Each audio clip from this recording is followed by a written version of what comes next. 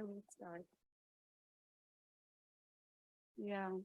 Thank you so much, first of all, for carving out this space. I really appreciate it. Um, Let me jump right into what I'm trying to say. So my paper is titled Being Badass and the Sassy Hindu Nari, Caste and the Making of Popular Feminism in India.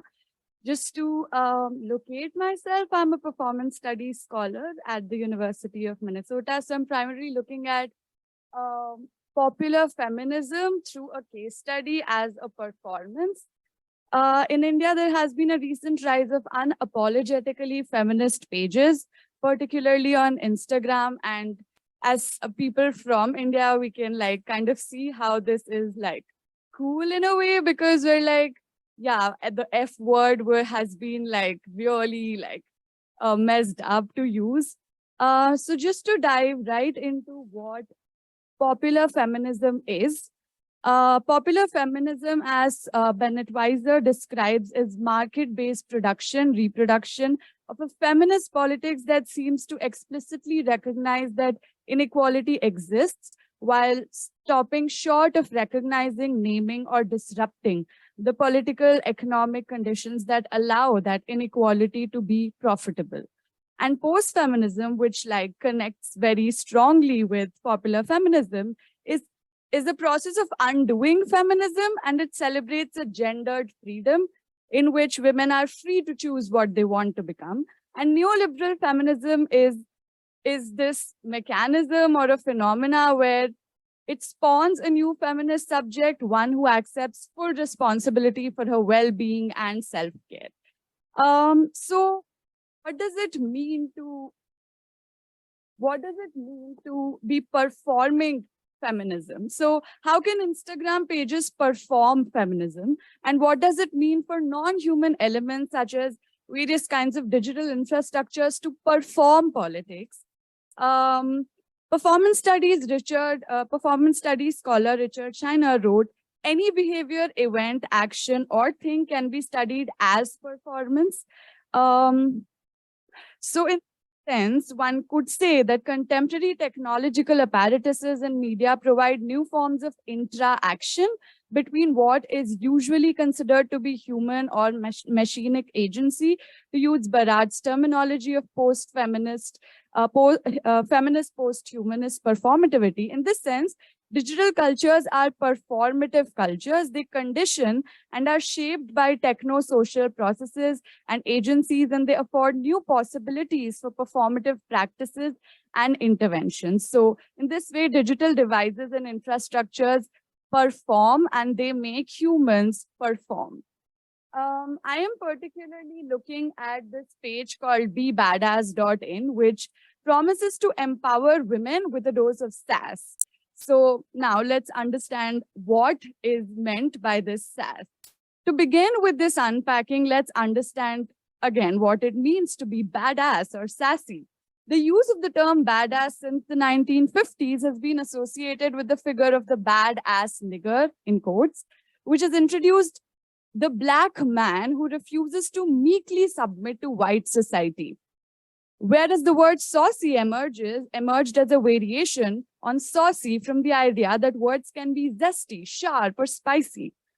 BeBadass.in seems to draw its sassiness by engaging with templates of a performative tool called clapback. What is clapback? A powerful rhetorical tool used by Black women that denotes a quick-witted, direct rebuttal of an insult or aggression, typically in social media exchanges. Citing Washington, the rebuke or clapback aims to negotiate social relationships by setting the offender straight or putting them in their place. Hence, sass could be connected to this rhetorical tool of clapback. So the performance of sass or badassery could be seen through a recent post by the page. It's an illustration by an artist called Divya Soni.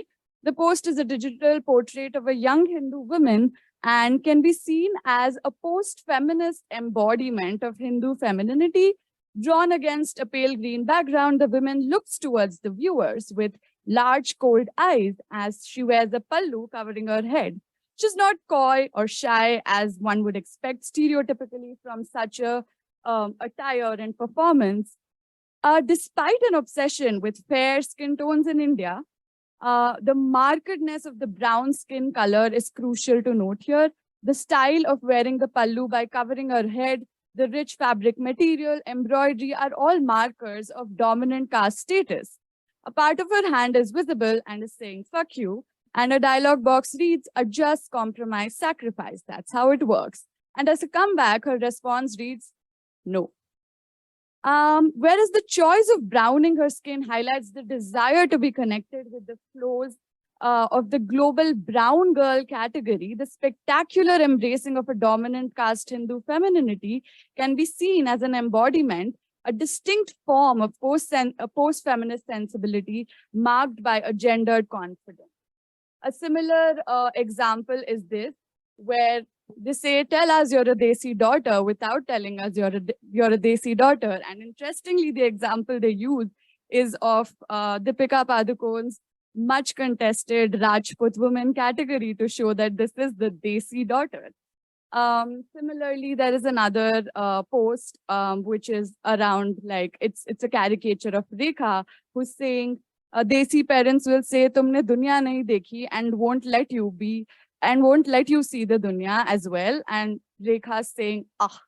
So, whereas in figure 1, the utterance of the word no is performative of sassy feminism due to its quick-witted monosyllabic reply, these performances, when read in juxtaposition with post-feminist embodiment of Hindu femininity, creates an effect of being a badass.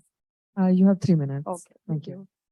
So, rather than engaging with the murky terrains and violence that accompanies when one says no or in insulting the authorities, the page signals that one could be empowered or become a feminist simply by the utterance of a word or an expression. Therefore, this brand of feminism makes feminism into a list of seemingly achievable things, happy objects, as Sara Ahmed articulates this. So in this case, saying no or is enough to be feminist. In addition, to move towards the happy objects of saying no, it is also crucial for the audience to inhabit the right bodies, as we have to work on the body such that the body's immediate reactions, how we sense the world and make sense of the world, take us in the right direction towards the happy object, as Sara Ahmed writes. The post suggests that the right bodies to inhabit, to be able to find happiness, are essentially and reductively that of the dominant caste Hindu woman. I also had a section which I'm going to skip about how these trolling and, like, when you challenge patriarchy, the amount of the violence which is faced, how the page converts that violence into a profitable a business of generating more likes and engagement. But I want to skip to the last conclusion. So, caste, Indianness, and violence in the popular feminist pages. So the hyper-visibilization of certain kinds of normative Indianness, as highlighted in the paper, by these pages are mandated by the politics of Hindu caste system. And this needs to be read with the hyper-invisibilization of caste-based violence by pages like these. Shakhsari, in the context of Iraq, writes, hyper-visibility of some identities over others in the biopolitical, ethico-political, and necropolitical practices that underlie the division of populations into those who are exceptionally deserving of life and those who are deemed killable. Drawing from their work, I argue that hyper-invisibilization of caste-based violence and popular feminism's distancing of itself from discourse of caste is rather a strategic act in this direction. The hyper-invisibilization or visibilization of demands of justice by some red dominant castes, along with the deadly silencing on the ever-rising caste violence and its systemic erasure in public discourses and memory, is a consequence of such politics. And to quickly, as I have 30 seconds left, all of you would know about the recent judgment of the court, which came around the Hathras case, as the page promises to give information to empower women. I give an example of how caste-based violence is invisibilized, as the rapists of the dominant caste were acquitted accused rapists were acquitted. These were the images that the page shares on that day. This is not to say that the issues of violence against women in general or queer folks is, it's wrong or we shouldn't talk about it. Rather, I want to highlight that popular feminist pages mark the lives that are deemed killable through their hyper-invisibilization of identity, stories, and narratives, and therefore behind the happy projects of popular feminism on social media enmeshed with economies of politics, of visibility, collaboration, and content creation and curation are deaths, massacres, and dehumanization of the most oppressed communities. Thank you so much.